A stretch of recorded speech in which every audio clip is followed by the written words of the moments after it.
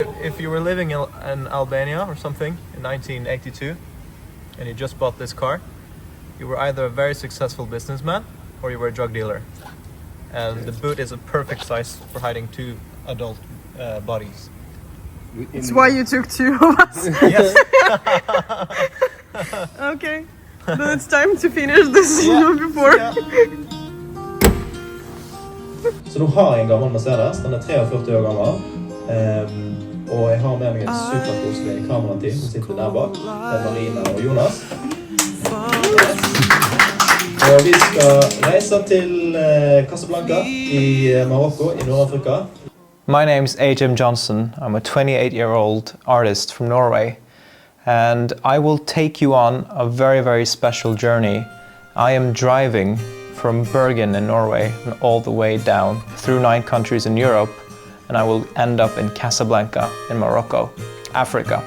I will be driving, and I will be driving a 1982 Mercedes-Benz S-Class because I think it's really, really cool. And it fits me, it fits my personality, and I've always wanted to do this in a classic old Mercedes-Benz. So I will bring you on a tour. I will play for a lot of different cool people. I will have some really cool shows. I will have some hard shows. We will be tired, there will be a lot of coffee, and there will be a lot of snacks. And we will have some bumps on the road. But most of all, I want to take you on a journey which is filled with love and passion and beautiful scenery.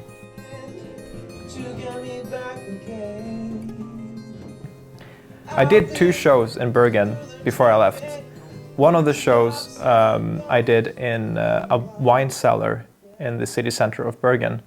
And I played a concert together with a friend of mine. Her name is Silja. I was the producer on her record. So at the time it was kind of natural and a cool thing for us to share the stage that night. You will kiss every time after concerts. Or smell. I don't know which How is it worse. smell like this? Smells like your phone. I played a very, very special, intimate concert in my hometown, Os. For me, it was a natural, cool thing to do because this is where I come from. And this place is a sort of like a traditional craftsmanship museum. I wanted to start kind of the journey there. And I also got to play for a lot of friends and family. And I don't know, it just felt really, really, really right to play there as one of the first shows on this tour.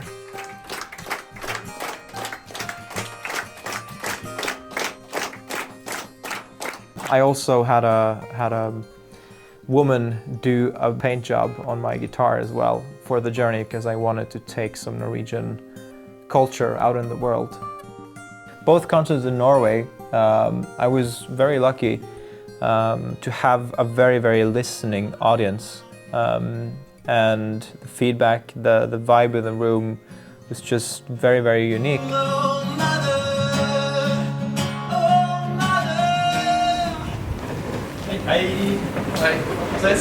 The car of choice that will take me all the way down to Casablanca is a 1982 Mercedes-Benz S-Class.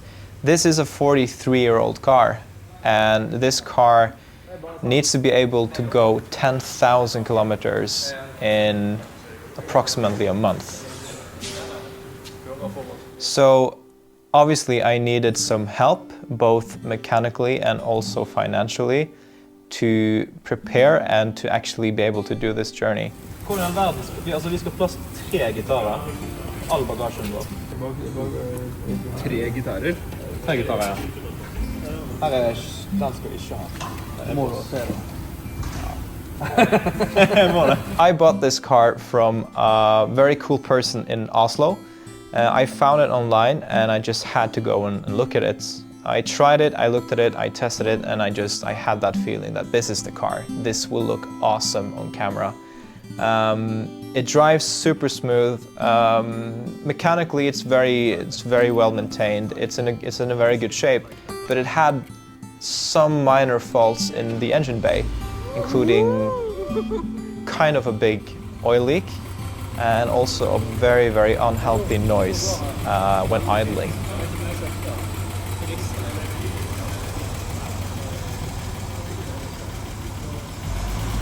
So I knew that the car needed some upgrades before we could go on this trip.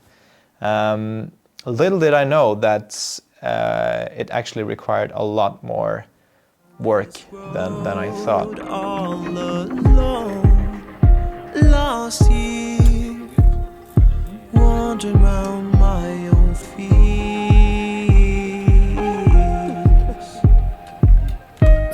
And I will try to blind the rocks that I have laid, sing the songs that I have made, moments that I've denied.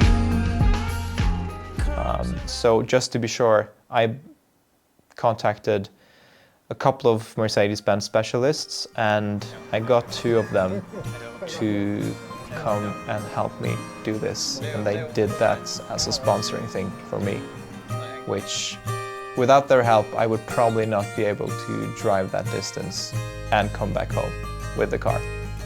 After visiting a lot of workshops and spending a lot of time on the car, both before I got the sponsors and after, or while I had the sponsors with me, I had the opportunity to say one last goodbye to Norway on national TV. OM Johnsen er aktuell med ny musikk og skal på turné gjennom Europa, ja faktisk helt til Afrika.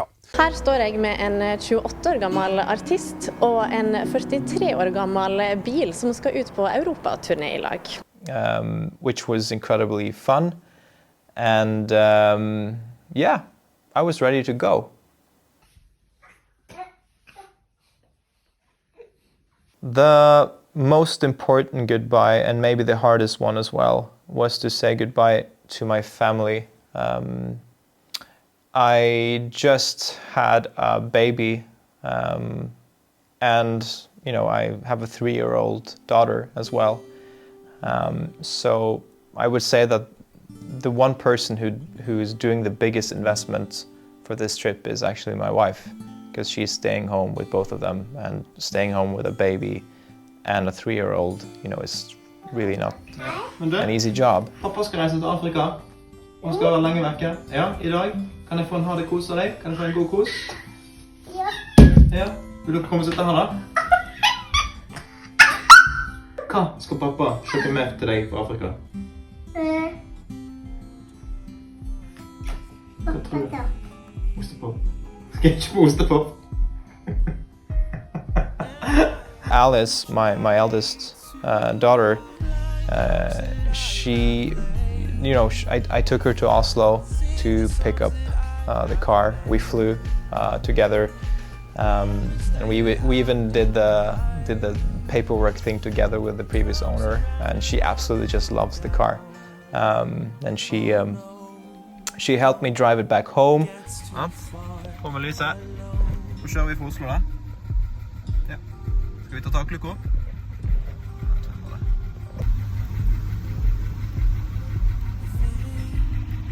For us, it was kind of a last kind of daughter and father time together before I would be away for a month. It felt very bad, but me and my wife, we had an agreement that I have to do this, and I cannot come back from this and tell my kids that it was not worth it. This journey was something that I have to do. So she said we need to stay in the corner. Yeah, I'm gonna say we are furniture here. yeah. So our job is to be pretty in the corner. I have to tell you why Maryna and Jonas became such a huge part of this journey and this project. 3 weeks before my planned departure from Bergen, the original photographer and filmmaker called me and said that she had to cancel, that she couldn't come along. So I was back and forward with kind of the choice, do I want to cancel this thing that I've been working for like 1.5 years? This idea, this dream, I already have the sponsors, I already have the car, I already have the gigs booked, I've already rehearsed for like, I don't know, 4 months for these kind of shows. Or do I, just go alone and try to be the filmmaker and the artist and the performer and the booking agent and everything? My wife, she told me that I have to call Maryna. I have to call her and I have to ask her if it's a possibility that she can help me out. I knew that she was living in Greece at the time with her new boyfriend, Jonas. Well, she already knew about the idea, but I told her about the situation, and she said yes right away. And Jonas even offered to come along to be a backup driver, a backup cameraman, and just to be with us along the journey. Peace up, A-Town.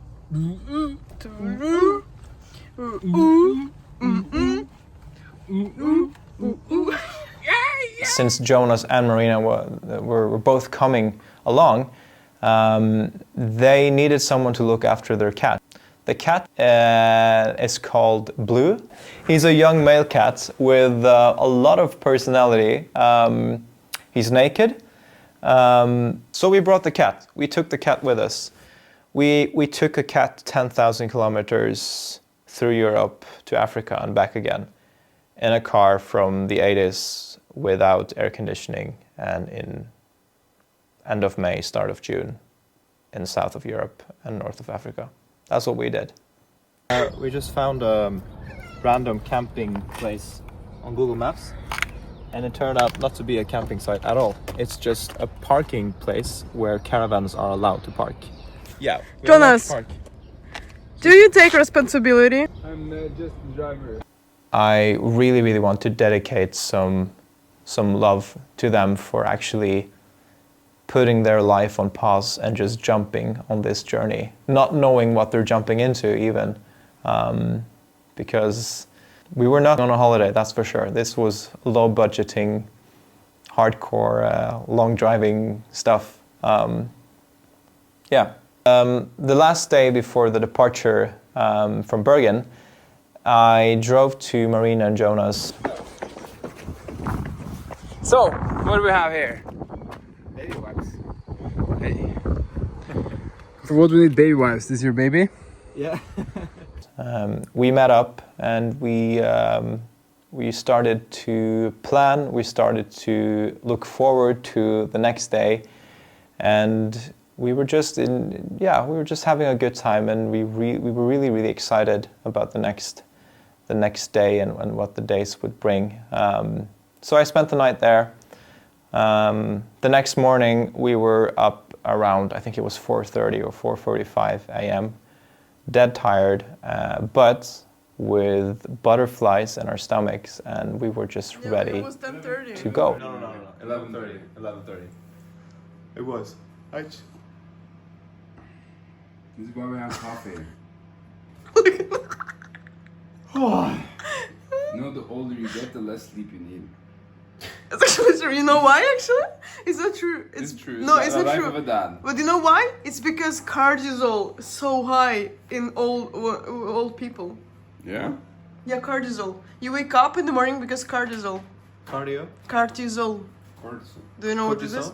What is this? I don't have stress. You know? Cortisol, it's a hormone stress. Oh yeah, stress hormone. yeah. I'm just really not. Last time I was up after 12 or 11:30, 11. That's like once. Stay hard. Yeah. Jonas. Yeah, it was much more funny when Repeat we this. did it. Yeah. Jonas, It was more funny when we did it. No, repeat. This morning. Yeah. Repeat. I'm eating breakfast over here. Reaching for new heights. Keep Little did we know that this trip and this adventure would be a lot more problematic than we pictured. So I recommend you to stay tuned for the next episode. I've lived through the traffic, the stops and the goes in life. Red lights flashing in the blink of an eye.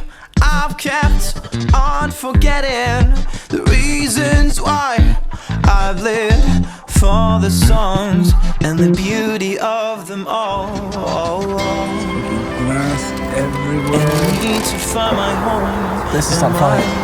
This is really not funny. Good times fade away. Hold on to the light. Oh, I'm reaching for new heights.